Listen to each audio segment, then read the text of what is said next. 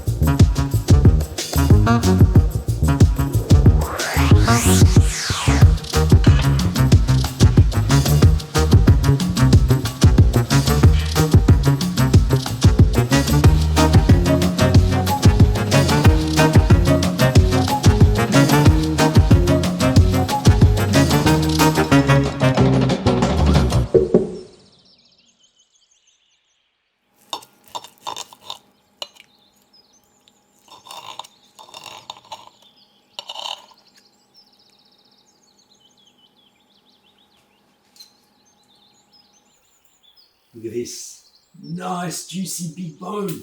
Hey? Okay. Got it? Okay.